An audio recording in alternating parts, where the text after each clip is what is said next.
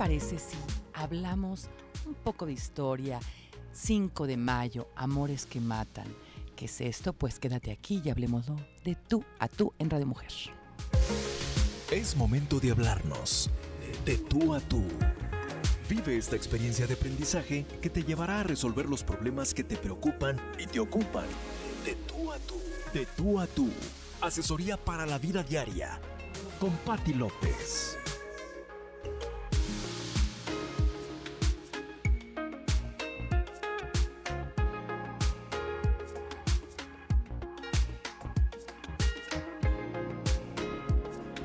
Qué gusto tenerte ya en casa y en este viernes, esta noche rica de viernes, transmitiendo para ti desde la zona metropolitana de Guadalajara por el 1040 de AM. Si te encuentras aquí, qué rico clima tenemos aquí, ¿verdad? Y qué bellos árboles, bellas personas. Bueno, todo es hermoso. También, donde tú estás, si volteas a ver algo bello, seguramente lo vas a encontrar y nos puedes estar siguiendo a través de las distintas plataformas www.radiomujer.com.mx, YouTube, Radio Mujer GDL, la app, ya la bajaste, Radio Mujer. Bueno, pues este viernes rico, pues el domingo, como sabes, es 5 de mayo, pero hoy te queremos contar algo que seguramente no sabes de el 5 de mayo, de esa época, de esos años, y para ello yo tengo aquí una experta, tú ya la conoces, es Elba Torres Barbosa. Ella es maestra normalista, licenciada en Economía, colaboradora del programa ANSPAC, de la Asociación Nacional para la Superación Personal. Y bueno, me encanta tenerte. Bienvenida, Elba, ¿cómo estás? Muy bien, Patti, muchísimas gracias. Hola, queridos amigos. Quiero empezar diciéndoles que es un honor para mí, es un gusto estar aquí en el programa de Patti López. Gracias, Patti, por el espacio. Gracias también a Rosy Muñoz, productora del programa. Pues para empezar, empecemos a lo que venimos. 5 de mayo. 5 de mayo. El domingo es 5, no, mañana es 5 de mayo. Mañana. A ver, cuéntanos qué pasó, Sí. pero desde los trasfondos, Claro. tras bambalinas, que esas historias te las sabes, porque a mí me encantó el nombre que me dijiste. Vamos a hablar de los amores que matan Sí. el 5 de mayo. Sí, las armas nacionales se han cubierto de gloria. Decía así el general Ignacio Zaragoza. Era el 5 de mayo de 1862. Había una inmensa alegría. En Puebla los mexicanos habían ganado una batalla increíble, ¿sí? Pero yo lo que siento que debemos saber todos, y que tal vez en la escuela, en los que nos enseñaron de historia, tal vez no nos lo dijeron, es que unos meses después del 5 de mayo, los franceses regresaron y nos dieron con todo. No solamente invadieron Puebla de nuevo, hubo una segunda batalla. Entraron por Veracruz, siguieron por Puebla y terminaron en la Ciudad de México. En esos momentos, el ejército de más de 30,000 hombres que traían los franceses arrasaron con nuestro país y tomaron la Ciudad de México, cosa que representaba para nuestro país la pérdida total de su autonomía, la pérdida de la soberanía. Yo los invito a que juntos analicemos qué pasó después de esa batalla, qué fue lo que hizo que los franceses regresaran y qué fue lo que perdimos en la segunda batalla de Puebla. Híjole, todo eso también nos lo vas a ir diciendo a lo largo del programa. Así es, se los voy a tratar de explicar de una forma muy sencilla, porque así es la historia. La historia es una serie de acontecimientos que unos tras otros se hilan, se enlazan, y en este caso sería bien interesante analizar las causas que hicieron que esa batalla de que estamos tan orgullosos, esa batalla tan importante, solamente nos durara unos cuantos meses. Sí. Oye, a ver, pero entonces, estamos hablando de, nos dices que estaban aquí en México, se van y regresan. Y regresan. Eso es lo que en la escuela tal vez nunca nos contaron. Dicen. No nos contaron. Y cuando regresan, Pati, traen más de 30,000 hombres. Y en este caso las fuerzas de Juárez no pudieron contener el ataque. De ahí es donde quiero que partamos, porque para que esto se diera, para que los franceses estuvieran ¿qué buscaban los mejores soldados del mundo en nuestro país? ¿Quién los trajo? ¿Cuáles fueron los antecedentes que hicieron que estos soldados llegaran a México y tomaran posesión de nuestro país? Esta es una historia bien interesante. Yo los invito, así que de la manita. A ver, vayamos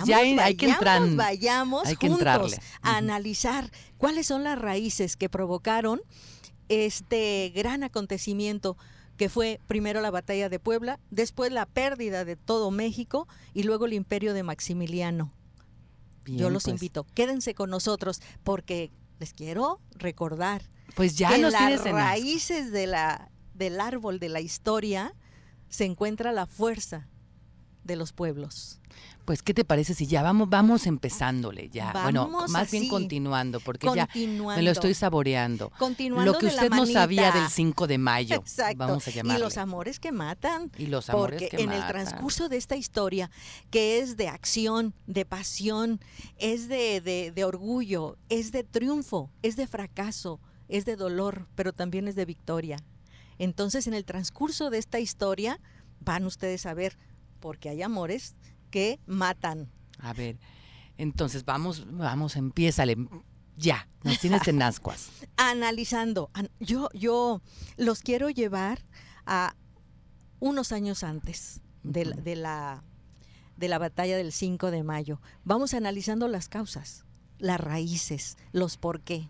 Y así nos encontramos que pocos años de antes de la batalla de Puebla, la situación de México era muy grave. Éramos un pueblo empobrecido. Las guerras que acabamos de perder la mitad del territorio mexicano. Uh-huh. El pueblo se encontraba así como que con un espíritu de decaimiento, como que la pobreza nos había invadido. México era un país, fíjense bien, de solamente 10 millones de habitantes. Hoy somos 125 millones. Y en esa época, 10 millones de habitantes estaban desconsolados, sin esperanza. Esto había que cambiarlo. Por eso, los intelectuales de esa época se reunieron para ver qué se podía hacer por la patria, qué se podía hacer por este país tan pobre, tan castigado por las guerras. ¿Cómo crees, Pati? Bueno, además, es que me estaba imaginando 10 millones de ciudadanos, sí, de mexicanos, contra 128 millones somos. 125 millones. Sí. O sea, y decías, bueno, acabamos de perder, o sea, me estoy imaginando las familias. Sí. Sí. ¿Cómo se estaba viviendo en ese momento? México acababa de perder más de la mitad del territorio mexicano. Nuevo México, Texas. Sí, Colorado, la Alta California, Utah.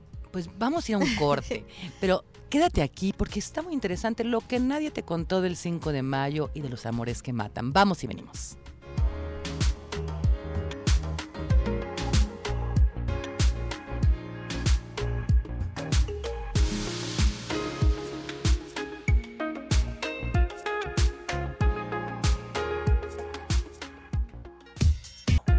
Para ser feliz, debemos hablarnos de tú a tú. De tú a tú. Continuamos en el 1040, Radio Mujer.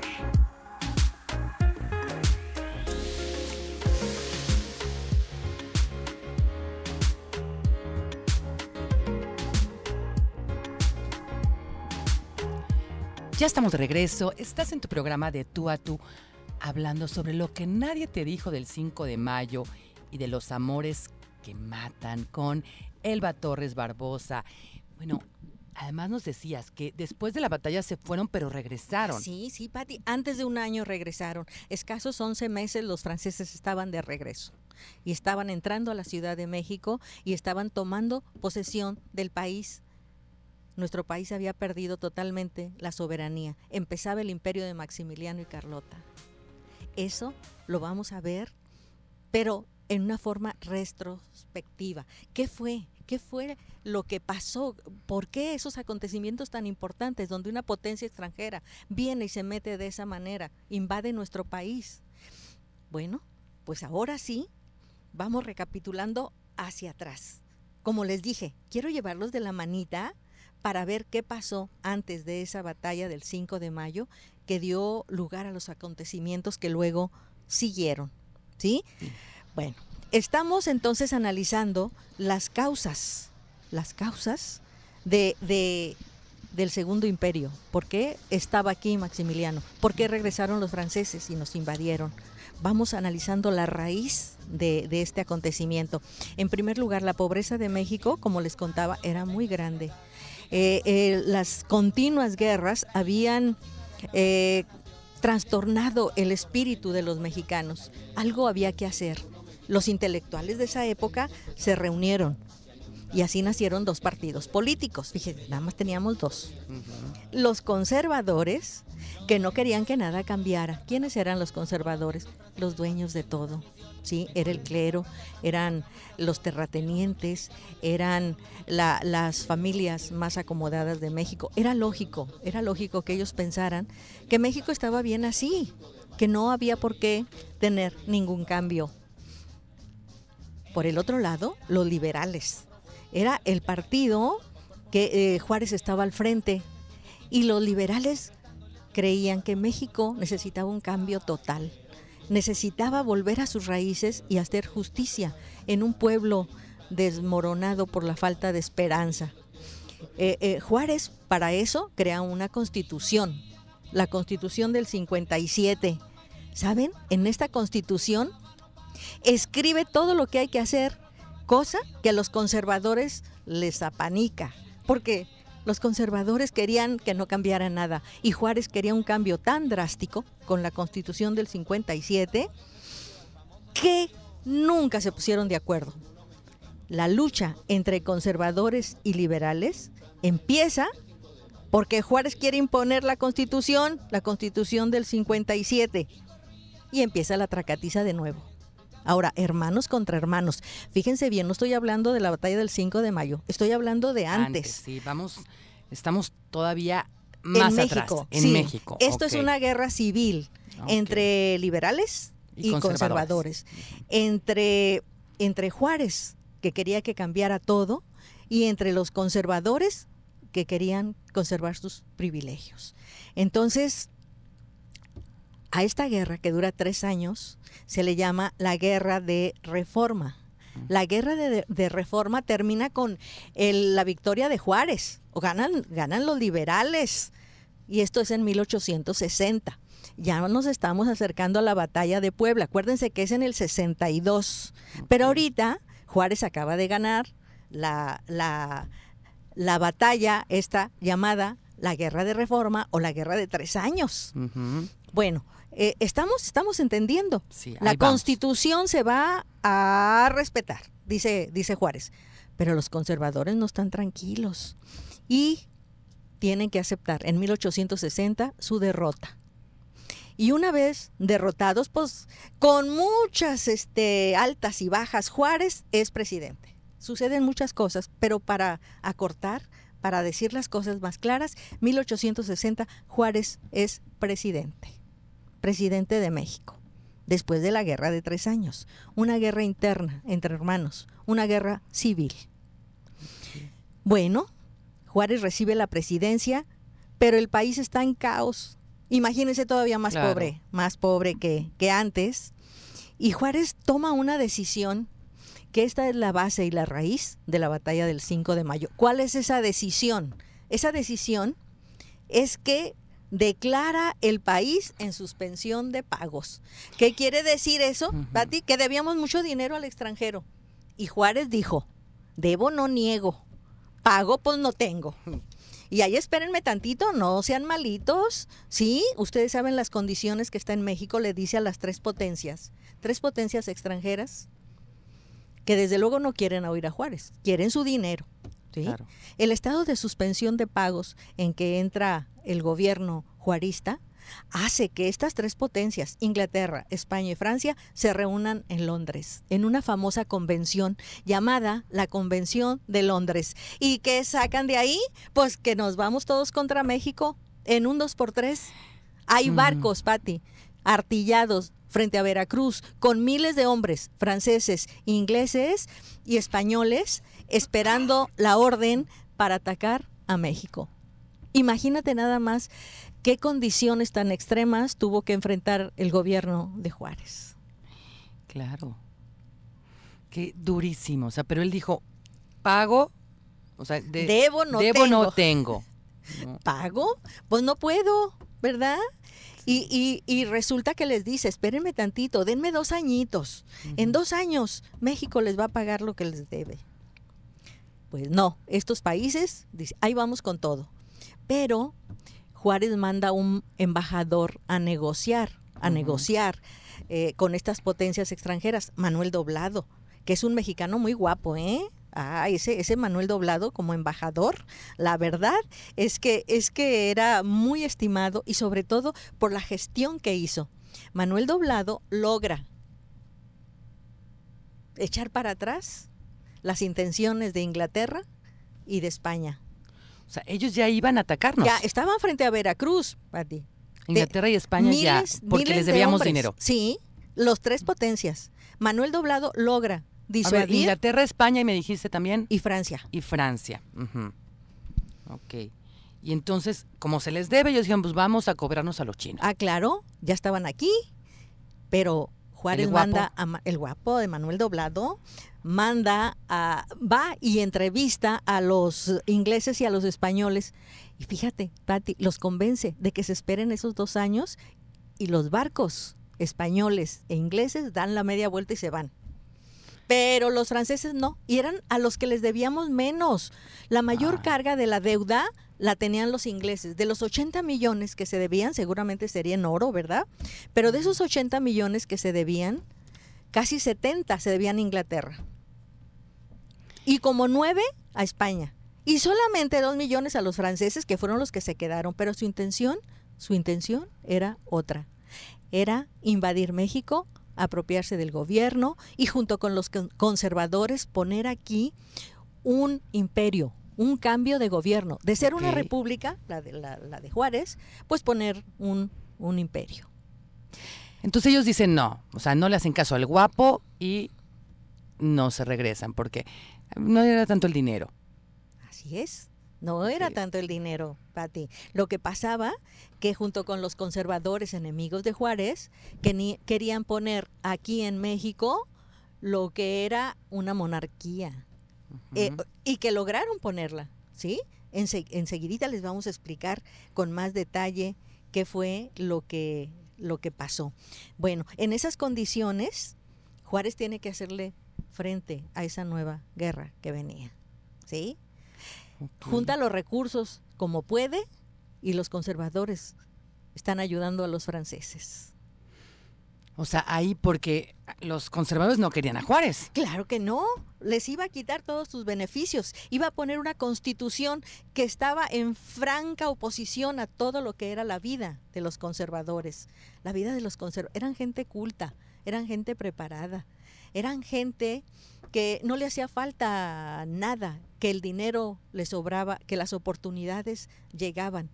Pero, imagínense, de esos 10 millones de habitantes que tenía México, el 60% eran indígenas y la mayoría analfabetas. El pueblo necesitaba un cambio. Claro. El país tenía que avanzar. Y Juárez, pues, tomó la bandera de los liberales y se echó a cuestas la Constitución del 57, que era la que iba a hacer que este país sufriera un cambio, pero muy, muy drástico. Ni modo, se enfrenta a los franceses. Juárez sabe que los franceses están en Veracruz y tiene que hacerles frente. Claro, no queda de otra. El ejército liberal mexicano sabe que va a luchar contra los mejores soldados del mundo, que eran los soldados de Napoleón. Sin embargo... Pero Napoleón ya en ese entonces ya no estaba tan bien. Napoleón III. Ah, ok. Napoleón III estaba en Francia, reinaba en Francia. Era sobrino de Napoleón Bonaparte. Okay. Era Napoleón III. Estaba en Francia y quería venirse a México, quería un imperio en México. Y para eso estaba financiando toda la campaña en contra del país en una guerra que él quería que terminara en una monarquía dirigida desde Francia. Esa monarquía fue la de Maximiliano y Carlota. Pero no fue tan fácil, no les iba a ser tan sencillo llegar hasta el corazón de México. Los mexicanos, el 5 de mayo, los estaban esperando en Puebla. O sea, eso, ahí está emocionante, emocionante. A ver, espera, porque nos diste demasiada información. A ver, ya, pregúntame. Ya casi nos vamos a ir al corte. Sí. Entonces, pero, bueno, es más, ya nos vamos al corte. ¿Ya nos fuimos? Ya nos vamos al corte, pero vamos a regresar. Seguimos. Está muy interesante, lo que nadie te contó del 5 de mayo. Y amores que matan. Ya vamos a entrar al amor. Vamos a entrar primero a la tracatiza. Ahí Primero a la batalla. Así que quédate aquí y con luego al nosotros. amor. Bien.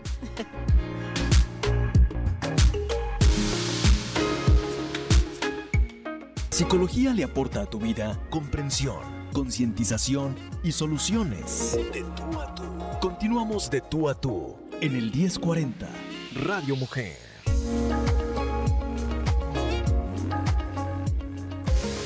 Ya estamos de regreso. Lo que nadie te contó del 5 de mayo, amores que matan. Estoy con Elba Torres Barbosa y está buenísimo porque nos platicó desde antes, desde los conservadores, la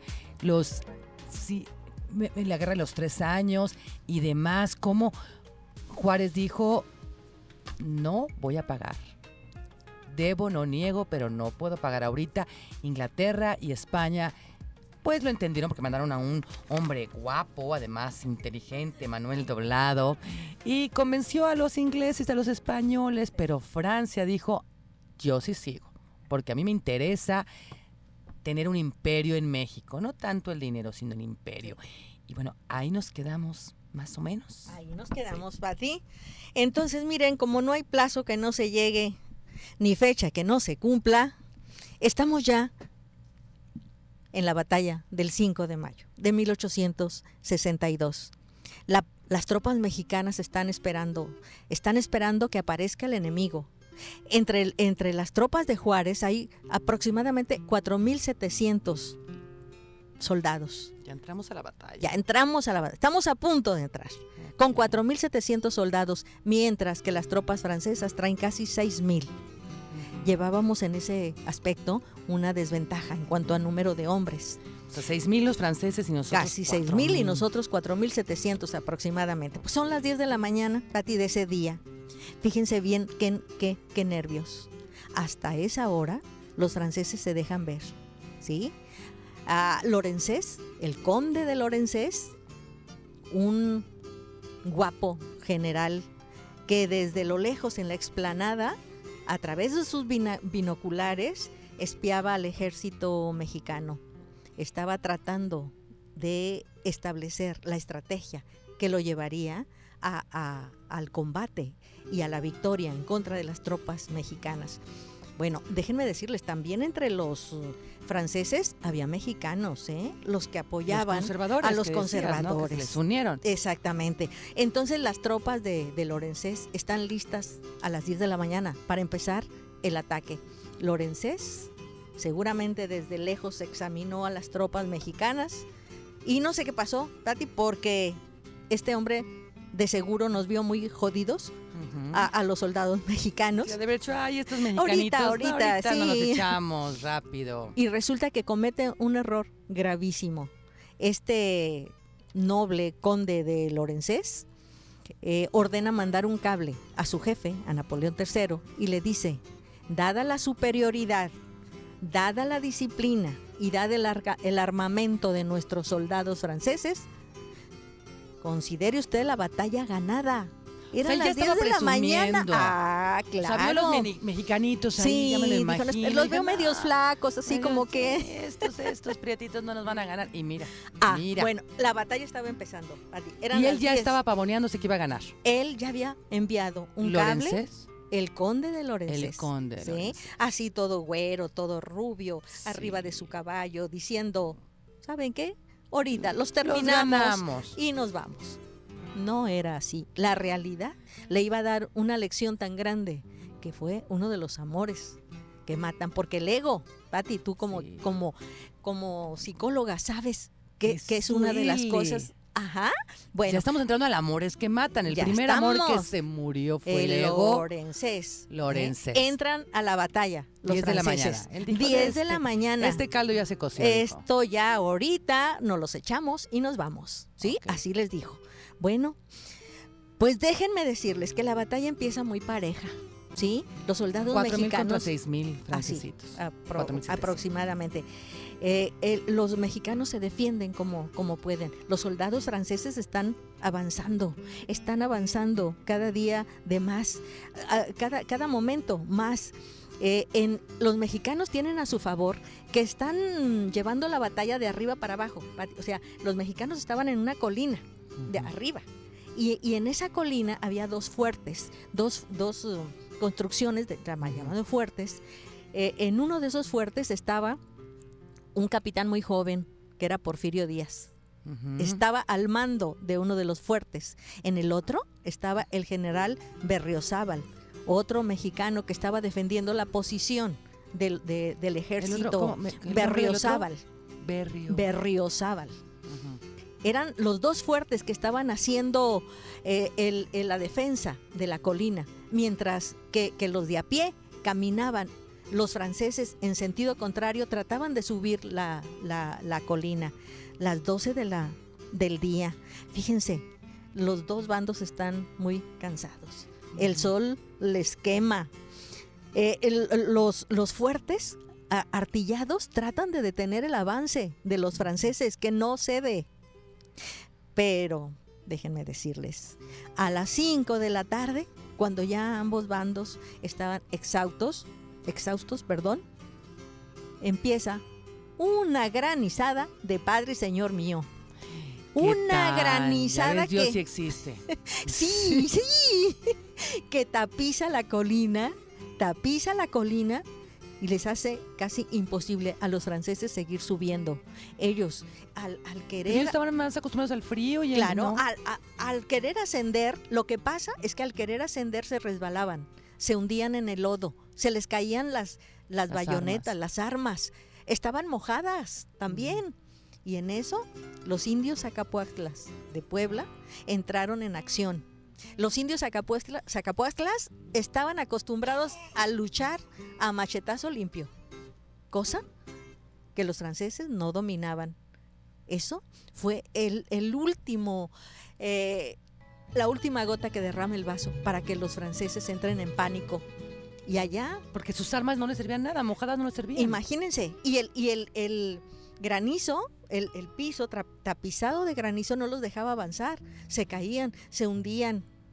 Además, los mexicanos venían de arriba hacia abajo de la colina. Es más fácil que subir y estar disparando. Claro. Los indios Zacapuastlas de Puebla hacen lo suyo.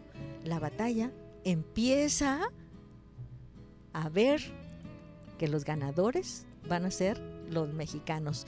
Ya después de las 6 de la tarde, Lorenzés, el conde de Lorenzés, a lo lejos, le pide a su clarín que toque la retirada. El clarín... A las 6 de la tarde. Sí, a las 6 de la tarde. La batalla se vuelve imposible para los franceses.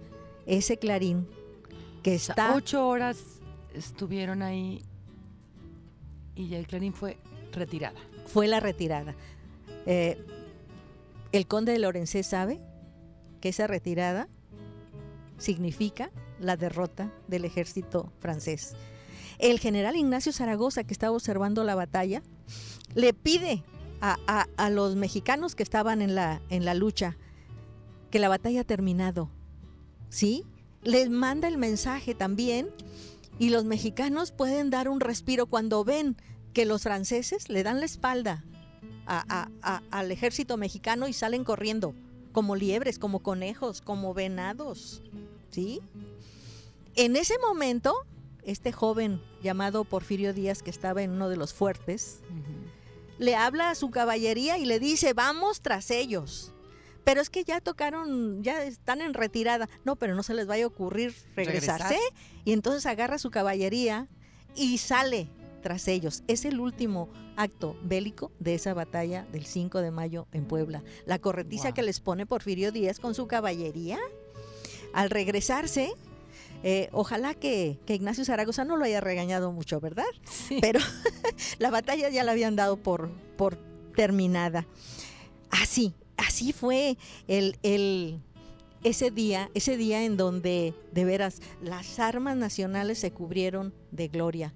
Los soldados franceses eran muy experimentados, eran soldados de Napoleón III, habían ganado muchas batallas en Europa y en otras partes del mundo. Y aquí sucedió lo que nunca se imaginaron. Lorenzés, con toda su soberbia, se regresa a Francia. Imagínate, se le caía la cara de vergüenza. Claro. Y encuentra la muerte moral como militar, desprestigiado y corrido por su jefe, Napoleón III. O sea, sí le corre y se va. Sí, ese lo despacha. Pero, déjenme decirles, ¿qué pasó con Zaragoza, el general en jefe de las Fuerzas Armadas del 5 de mayo? Zaragoza, a los 4 meses, con 3 días de que libró esta importante batalla, murió de fiebre tifoidea. Tenía solo 33 años de edad, pero estoy segura que vive en el corazón de los mexicanos todavía. Sí, pero fíjate que tú nos hablabas de amores que matan, ¿no? En el sentido de, bueno, es el Lorenzés. Sí. Su ego fue... El que lo mató. El que lo mató. Sí, así es. Como un general de esa categoría que desde lejos estaba acostumbrado a dirigir las grandes batallas de Europa y de África, ¿sabes qué? Aquí nunca se imaginó que iba a encontrar su 5 de mayo. Claro, y fíjate también, ¿no? La parte de los indios que van con todo, que ellos, bueno, eran, pues conocían su tierra, conocían todo, y una ayudadita de allá arriba. Una ayudadita, de la granizada que les pegó. Esa fue clave. Fue clave, Pati, porque ya los dos ejércitos estaban cansados. Ya como que iba a ser el último jalón, lo que iba a definir el triunfador de ese día. Entonces, una guerra que duró 7 horas. Así es, Pati. Los franceses se empiezan a dejar ver a las 10 de la mañana. El ejército de Juárez está esperando desde muy temprano, desde la madrugada, está observando a ver a qué horas aparecía el enemigo. Esta batalla, después de las 6 de la tarde de la granizada, termina así con el triunfo de las fuerzas mexicanas. Ay, pues nos vamos a ir a un corte, nos queda un solo bloque, quédate aquí porque vamos a hablar de los amores que matan, 5 de mayo, lo que nadie te contó.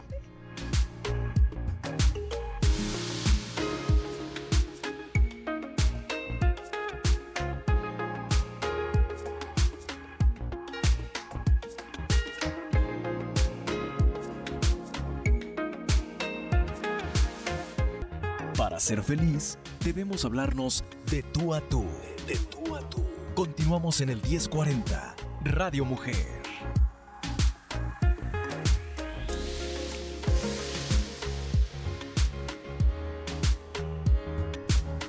Ya estamos de regreso. Bueno, mañana es 5 de mayo. Estamos hablando de lo que tú no sabías de la historia de los amores que matan en esta fecha, con Elba Torres Barbosa. Yo soy Pati López Ramos y, bueno, se quedó buenísimo porque nos quedamos en la historia cuando el 5 de mayo se gana la batalla de Puebla gracias a una granizada que se da y donde los indios bajan con todo y bueno, como Porfirio Díaz dice, no se van a regresar, no, desobedece a su jefe porque ya estaban en retirada, pero los va persiguiendo a que realmente se vayan. Sí, estamos hablando justo de esto. Bueno, seguimos porque nos queda nada más este bloque. ¿Qué sigue? Miren, después de esta gran batalla, que de veras nos debemos de sentir muy orgullosos, lo que nadie nos contó, ¿sí? Los franceses regresan. Unos meses después, 11 meses, regresan con más de 30,000 hombres y vuelven a la cargada contra México. Desembarcan en Veracruz, llegan a Puebla, hacen garras a Puebla en esa segunda batalla. y llegan hasta Pero nadie el nos corazón. dice, ¿por qué no nos...? Exactamente. Yo sí los invito a los maestros, a las personas que hablan de historia, a que aclaremos esa situación. Sí ganamos el 5 de mayo, sí fue una gran batalla, sí las armas mexicanas se cubrieron de gloria, pero unos meses después los franceses estaban de regreso y nos acabaron. A ver, cuéntamelo eso. Los franceses regresan con más de 30,000 hombres. Y te digo, Pati, vuelven a entrar por Veracruz, arrasan Puebla y llegan al corazón de México. El triunfo de los franceses unos meses después hace que México pierda totalmente su soberanía, porque invitado de los conservadores llega a gobernar México Maximiliano y Carlota. El país pierde totalmente su soberanía. Ya no somos una república, somos el segundo imperio mexicano. Pero quiero contarles quién es Maximiliano. Es un príncipe austriaco que se arriesga en la aventura de México sin pensar que le costaría la vida. Con él viene Carlota Amalia. Carlota Amalia era la emperatriz que México tuvo que recibir después de que los franceses ganaron todas las batallas. Y así se impone lo que es el segundo imperio, Maximiliano y Carlota. Okay. Maximiliano es un hombre carismático, es un hombre que de alguna manera coincide con algunas ideas de Juárez, como que es medio liberal, como que realmente se enamora de este país, como que él siente que lo invitaron para que las cosas cambiaran para bien. Y en función de eso empieza a gobernar. Pero pronto las cosas van mal para Maximiliano. Miren, Maximiliano empieza a estar mal con el ejército, o sea, con los meros meros, se contrapuntea con todos los meros meros, y eso bien importante para Juárez. Eso le ayuda mucho a Juárez. Vamos a ver ahorita por qué. Maximiliano está peleado con el ejército, porque el mariscal Bazaine, que es el mero mero que entra a México victorioso, el mariscal Bazaine, pues le dice que él solamente recibe órdenes del emperador desde Francia. Entonces, pues ahí te ves, Maximiliano, ¿verdad? El clero está enojado con Maximiliano, porque se supone que les tenía que regresar todas las tierras y todas las propiedades que le quitó al clero, ¿sí? Porque se le arrebataron todas las riquezas. Pues Maximiliano no les regresaba nada. Con los conservadores también está enojado. ¿Por qué? Porque el pensamiento liberal de Maximiliano no lo entienden los conservadores. Además, lo trajeron no para que se pareciera un poquito a Juárez, lo trajeron para que acabara con Juárez, claro. Para que acabara con Juárez. Y para acabarla, también está mal con Carlotita, con la emperatriz. Ahí en cuestión de pareja también. Ahí en cuestión de pareja. ¿Por qué? Miren, Maximiliano era muy alegre, era carismático, le caía bien a la gente, le encantaban los jaripeos, le encantaba vestirse de charro, así, y andar por toda la República Mexicana disfrutando, porque sí disfrutaba de este país al que amó. Carlota, en cambio, ella ni siquiera hablaba español. Maximiliano dominaba cuatro lenguas. Ella ni siquiera hablaba español. Imagínense, lejos de su tierra, en un lugar totalmente desconocido. Cuentan anécdotas que cuando una señora la despidió en Veracruz, ya para venirse a México a reinar, la señora era una señora sencilla de uno de los funcionarios menores de Veracruz, y se le ocurre decirle: adiós, Carlotita, déjeme darle un abrazo, así, esos de abrazos veracruzanos de poca, ¿verdad? Imagínense, la emperatriz dice que cuando ya entró a su carruaje para venirse, lloró, porque en la vida alguien le había dado un abrazo así tan cerquita, pues la realeza de retiradito y haciendo la caravana. Claro. Eso denotaba la falta de información del país que venían a gobernar.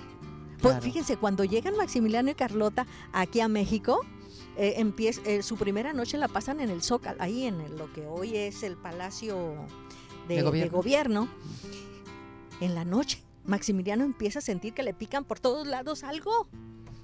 Se despierta, analiza los bichos que lo estaban picando, porque él tiene conocimientos de entomología, y descubre que son chinches. Estaba el colchón lleno de chinches. Se dice que Maximiliano termina dormido en una mesa de billar que por allí estaba. Las chinches notarían que la sangre que estaban chupando era sangre azul. Sí. ¿De un noble? ¿Quién sabe, verdad? Pero Maximiliano eso no lo desmoraliza y él sigue adelante, pero contrapunteado, con todos los que realmente lo podían apoyar, con los que lo habían traído, con los que lo hacían fuerte. Y esto marca el principio del fin. Porque Napoleón está enojado. Retira sus tropas. Miles de franceses se regresan a su país, dejando al imperio tambaleando. Dejando al imperio. Lo dejan solo. Maximiliano sabe que este es su fin y piensa regresarse a Europa. Pero Carlotita le dice, no, ¿cómo nos vamos a regresar derrotados? ¿Cómo nos vamos con qué cara vamos a ver a la realeza? A la cuando, sí, vamos a ser el hazmerreír de Europa. Tú te quedas y yo me voy y voy a buscar a los que dijeron que nos iban a ayudar y que nos han hasta ahorita dado la espalda. Me voy a Europa. Ahí tienen que Carlotita se ve a Europa, pero ya iba mal. Ella estaba en México muy deprimida. Maximiliano era ojo alegre. Y por allá en Cuernavaca tenía a la llamada chica esta, la India Bonita, que se dice que tuvo un hijo de él. Carlota lo sabía. Y ella era estéril. Y no hay peor desgracia para una emperatriz no tener hijos, porque ahí se acaba la dinastía. Claro. Carlota entonces parte a Europa a buscar ayuda para Maximiliano. Allá todos le dan la espalda. Carlota empieza a tener conductas muy raras. Lleva una gallina. Todos los palacios donde va que la reciban, lleva una gallina en una jaula, porque piensa que todos la quieren envenenar y primero le da de comer a la gallina. Estando con el Papa se dice que mete sus dedos a la taza de chocolate y luego como que en diferentes lugares se quiere desvestir. Estaba dando muestras de una locura, pensando en que en que Maximiliano estaba solo en México y nadie quería ayudarlo. Amores que matan. Sí. Carlota empieza a desvariar y solo tiene en la mente el océano que la divide del gran amor de su vida y su presencia de ella en Europa. Ellos no se vuelven a ver nunca. Carlota termina en el castillo de Miramar totalmente loca, pensando en Maximiliano, su gran amor. O sea, ya, de esa vez ya no se vuelven a ver. No, jamás se vuelven a ver. ¿Cómo muere Carlota? Carlota muere loca en el castillo de Miramar, donde pasó los momentos mejores en su vida con Maximiliano. ¿Sí? Carlota muere hasta los 88 años de edad. O sea, muchos años después, ella sigue enferma en el castillo de Miramar. Enloqueció. Ay, nos queda ya ¿saben muy qué? Poquito. Las tropas, en Querétaro anda huyendo. Ahora el que huye es Maximiliano, no Juárez, ¿eh? Uh-huh. El que huye ahora es Maximiliano. Y en Querétaro, las fuerzas liberales lo pescan. El general Mariano Escobedo llega hasta sus aposentos, el otro estaba ahí dormidito, y entonces se levanta asustado y le dice, Mariano Escobedo, el general que lo apresa, le dice, señor emperador, quiero comunicarle que es usted mi prisionero. Imagínense. Híjole. Maximiliano se rinde, junto con sus dos principales generales que nunca lo dejan, Miramón y Mejía. Y quiero decirles que Miramón había sido presidente de México. El presidente más joven de México ha sido Miramón, un general de altos vuelos que nunca dejó a Maximiliano y Mejía, los dos generales que están al borde de la muerte, pero no dejan nunca a su emperador, Maximiliano de Habsburgo, ¿sí? Maximiliano está tranquilo, oye misa, es lo que él quiere. Pide oír misa en la capilla de los capuchinos antes de la ejecución. Y lo ejecutan. Lo ejecutan. Ay, pero antes, él se pone sus pantaloncitos y enfrente del pelotón dice, solamente quiero decirles que mi sangre selle las desgracias de mi nueva patria. ¡Viva México! Wow. Con la muerte de Maximiliano, vuelve Juárez, las leyes de reforma están de vuelta y esto pone las bases para lo que México es hoy. Ay, Una república democrática, representativa y federal. y con eso terminamos. Y con eso. República Democrática, Y representativa y federal. federal. Muchas y viva gracias, México. Elba Torres. Gracias, David Villaseñor, Giovanni y Rosy Muñoz. Y gracias a ti que estás del otro lado del micrófono. Feliz fin de semana. Disfruten su México.